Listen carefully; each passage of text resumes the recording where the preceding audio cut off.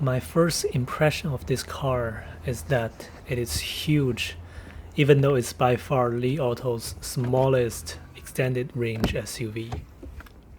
The length of this SUV is 4,925 mm and width of 1,960 mm.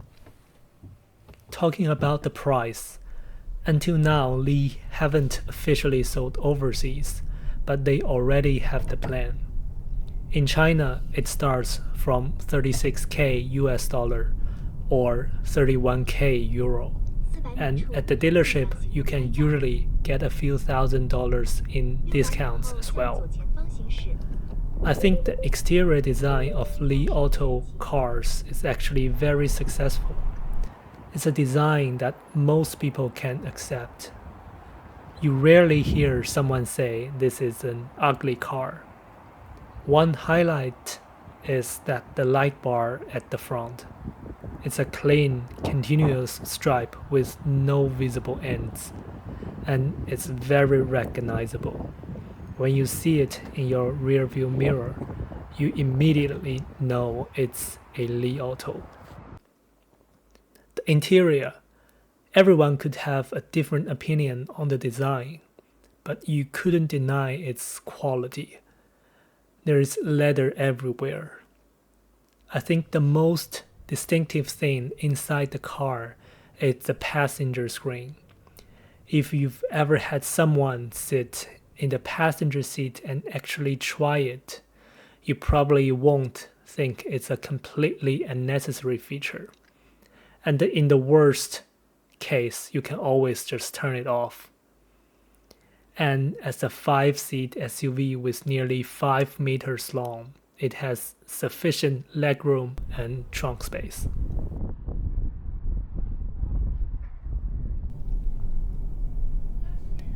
When I started to drive, it felt quiet and smooth. It's basically an electric car with a big generator. The engine doesn't directly drive the wheels. It's there to generate electricity. The engine will decide when to work hard, when to have a break. Most of the time, you can hear it, but it doesn't annoy you at all. It's a fast car with 0 to 100 kilometers per hour in 5.4 seconds. When you press the full throttle, the engine will start to work at a much higher RPM and with louder noise. The chassis has very good quality.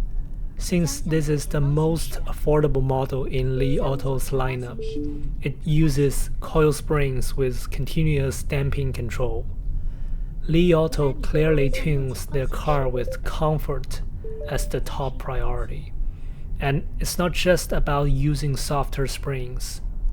The whole car is designed around comfort, from the choice of tires to the bushings, the suspension, the seats, and NVH control. Everything follows the same philosophy. In comfort mode, when you go over a series of bumps, the car can feel a bit floaty. Switching to sport mode helps a little.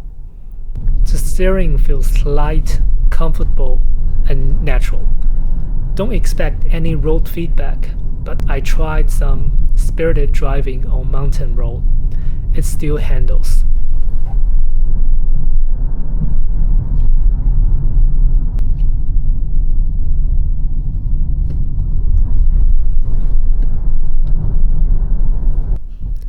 The car I rented comes with Li Auto's more basic driving assistant.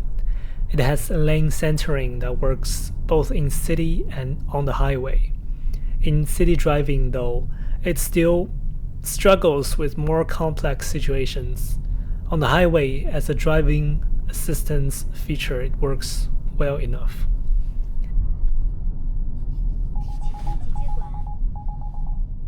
I will also be making another video about the latest Li Auto's newer autonomous driving system, so stay tuned for that and don't forget to like and subscribe.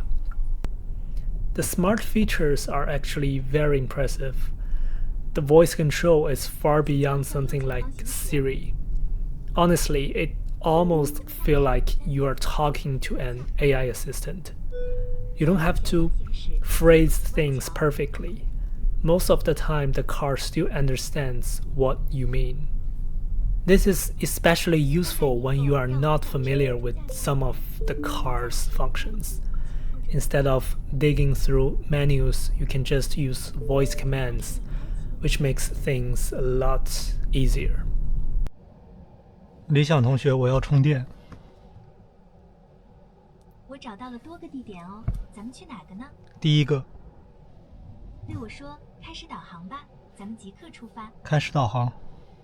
好的，理想汽车超级充电。Another thing I really like about is the UI design. It just looks very clean and modern.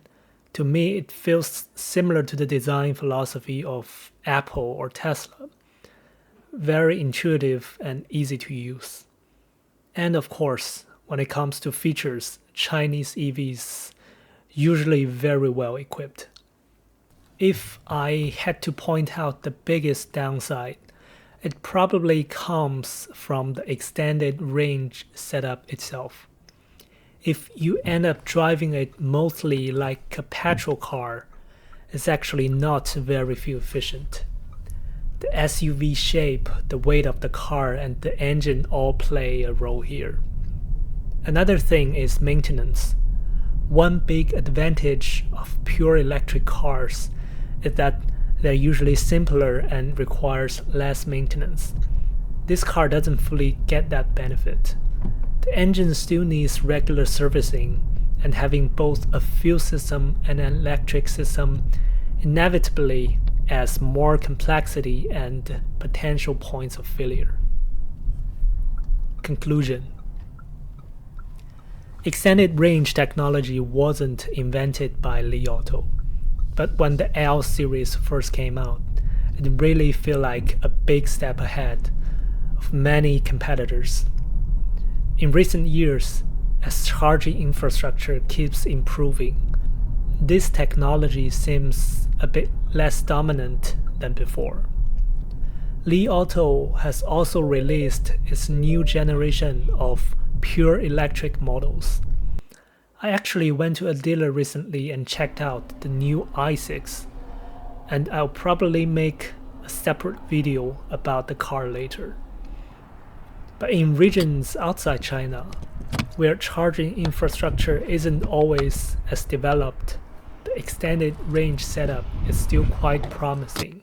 Li Auto positions this car as a family vehicle, something that can make traveling comfortable for everyone in the car. And in my opinion, it definitely achieves that goal. Even in the extremely competitive Chinese market, it still manages to maintain strong sales and healthy profit margins. If you are coming from a traditional petrol car, this car will probably feel like a huge upgrade. The power, the comfort, and the smart features are all on a completely different level. And in my view, the extended range setup can actually work as a very good transition between petrol cars and fully electric vehicles.